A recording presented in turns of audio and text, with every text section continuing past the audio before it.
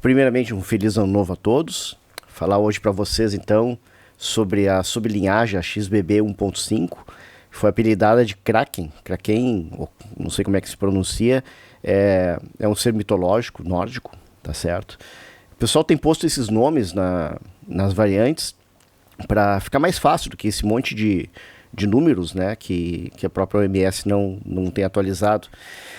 Mas a primeira coisa que eu queria dizer para vocês é que, apesar de ser uma sublinhagem que vem se expandindo, principalmente nos Estados Unidos, responsável por 41% dos casos, e se acredita que vai ser predominante já na semana que vem, ela é uma subvariante da Omicron. Então, ou seja, não é uma nova variante do SARS-CoV-2, né, da Covid-19. E sim uma subvariante da Omicron, que tem um escape imunológico maior. Né? Nos parece que quem já teve a imunidade ou vacinal ou natural certamente está exposta a essa subvariante, e por isso ela vem crescendo, principalmente nos Estados Unidos, onde ela foi identificada já, se não me engano, em outubro, né, de 2022.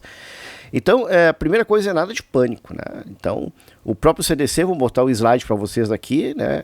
Põe ali, ano novo, mesma variante, né? Na verdade, é a mesma variante. O que muda é a subvariante, a sublinhagem, que é uma subvariante já um pouquinho diferente da anterior.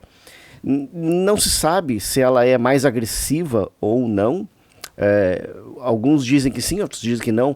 O que acontece nos Estados Unidos vem aumentando o número de internações por 100 mil habitantes de 1.4 para 1.7 por 100 mil habitantes, mas eles estão lá numa sazonalidade um pouco complicada, e a área que mais aumentou é a área de Nova York, que tem essa subvariante, com certeza, mas o Nordeste todo dos Estados Unidos tem essa subvariante, e a gente não tem visto aumentar as internações nesses locais. Então, esse fator de aumento de internações com essa sublinhagem ainda está para ser investigado. Então, me parece que é uma coisa um pouquinho mais de pânico do que de ciência propriamente dita, tá? O segundo slide aqui, então, foi aqui detectado nos Estados Unidos, 40% dos casos, que nem eu falei para vocês, e estima-se que uma grande vantagem de crescimento sobre as linhagens que circulam anteriormente na América do Norte, né, e Europa. Então, realmente ela tem um escape imunológico muito, muito maior, o que não quer dizer necessariamente que seja mais grave. O que aconteceu com as variantes, né? E aqui nós estamos falando sobre a variante Omicron. O que aconteceu? Então vamos lá. A variante original, depois nós tivemos aqui predominantemente no Brasil a P1, tá certo? Depois a Delta, e depois a Omicron. Resumidamente assim. Teve outras, mas essas são as principais. O que aconteceu é que da P1 para cá, o vírus se transformou mais infectante, mas ele ao mesmo tempo ele está menos grave, ele causa menos lesão pulmonar. Tá? Então, continuam sendo fatores de risco a imunologia de cada paciente. Se o paciente é imunossupresso, se o paciente tem uma doença de base grave, e principalmente a idade acima de 70 anos são as internações que acontecem em Nova York. Tá? Então, o vírus ele continua ganhando capacidade de se transmitir com R0, que hoje chega acima de 14, 15. R0 é aquela capacidade que uma pessoa infectada transmitir para outra. Então, cada pessoa infectada com uma Omicron transmite em média para 14, 15, não? Extremamente transmissível. Lembrando que a variante original, tá? Aquela lá de Wuhan, o R0 era de 3, então cada pessoa transmitia para 3. Então, o que pode acontecer em populações mais suscetíveis, e talvez seja isso que esteja acontecendo na China, populações mais suscetíveis têm muito Covid, todos ao mesmo tempo. Tá? E isso pode realmente acontecer. E como a população chinesa é muito grande, tá certo? Mesmo um número de óbitos muito pequeno, na China gera muita gente, tá? Infelizmente. Mas é assim. Então, porque o próprio SEVES aqui do Rio Grande do Sul mostrou que, nesse slide aqui, que a transmissibilidade, vantagem de crescimento sobre outras linhagens, severidade sem informações disponíveis. Então, dizendo aquilo que eu falei para vocês, ainda não sabemos, e a gravidade da doença, ela é uma coisa que demora um pouquinho mais para a gente descobrir realmente qual é o número real dela, tá? Risco de infecção sem informações, impacto na resposta imunológica apresenta provável alto nível de escape imunológico, muito provavelmente pela mutação do receptor dele. E aí o resto é sem informações, o impacto diagnóstico, o PCR vai continuar funcionando? Provavelmente sim. O PCR ele não capta só um pedaço do vírus, ele capta vários fragmentos do RNA viral. Então, mesmo que alguns fragmentos tenham mutações, os outros ainda se mantêm mais estáveis, principalmente aqueles PCRs que captam também fragmentos do núcleo do RNA. Tá? Aqui no último slide para vocês, então, mostrando aqui em roxo, né, que a XBB 1.5 ela vem aumentando nos Estados Unidos, e de uma semana epidemiológica para outra ela já está quase que dominante. Todas essas variantes, nessa última coluna aqui, que já é desse ano de 2023, todas essas subvariantes é a variante Ômicron. Tá? Então a variante Ômicron vem se bifurcando e se adaptando ao convívio com o ser humano.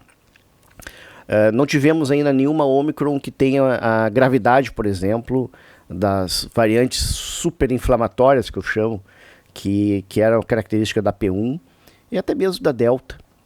A Delta teve pouco aqui no Brasil, porque a gente estava saindo da P1 na época, né?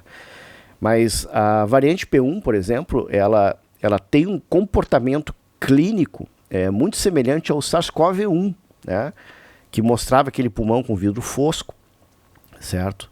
Com insuficiência ventilatória e com marcadores inflamatórios muito elevados, né?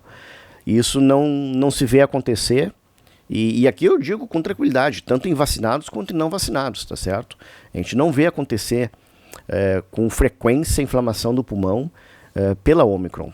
Então, mostrando que a Ômicron ela ganhou função, ganhou poder de transmissão e perdeu poder de causar lesão pulmonar. O que não quer dizer que ela não incomode, ela incomoda. Ela dá muita dor de garganta, ela dá um cansaço bastante importante, ela dá aquele fog, a pessoa fica meio com um déficit de atenção, espero que durante um período de tempo, é o que a gente vê, né? Costuma melhorar. Ela pode dar também diarreia, e aqui é um dado meu, tá? Não li ainda sobre isso, mas o que eu vejo na prática clínica é que os pacientes que têm Covid com diarreia, eles geralmente têm doença mais branda, é o que eu vejo, certo? Isso não está publicado, não que eu saiba, mas é o que a gente vê aí na prática clínica, e os colegas também têm essa mesma percepção. Falta um pouquinho mais de estudo aí para a gente ter certeza dessa correlação. A correlação da falta de olfato com doença mais branda, isso aí ficou bem determinado já no passado.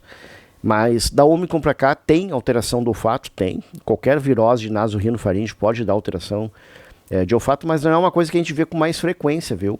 Isso aí a gente meio que não é tão característico dessa variante. Então, o recado aqui é nada de pânico, tá? O próprio CDC publicou, novo ano, mesma variante, e é a mesma variante, mudou a subvariante só, pessoal. Nada de pânico, vamos seguir nossa vida normal, tá certo? Para aqueles que quiserem se proteger dessas subvariantes da Ômicron, acredito que se for para usar alguma máscara, que use N95, tá? Ou PFF2. São máscaras com maior poder de filtragem, umedeceu, tem que trocar. Então, é uma função. Tá? Eu ainda continuo acreditando que em ambientes abertos e na comunidade as máscaras têm zero, ou se é que tem algum impacto.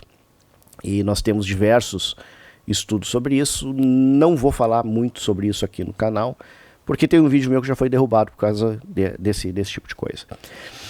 Então, um grande abraço para vocês, um feliz ano novo. Eu sou Renato Cassol, médico infectologista, e até o próximo vídeo.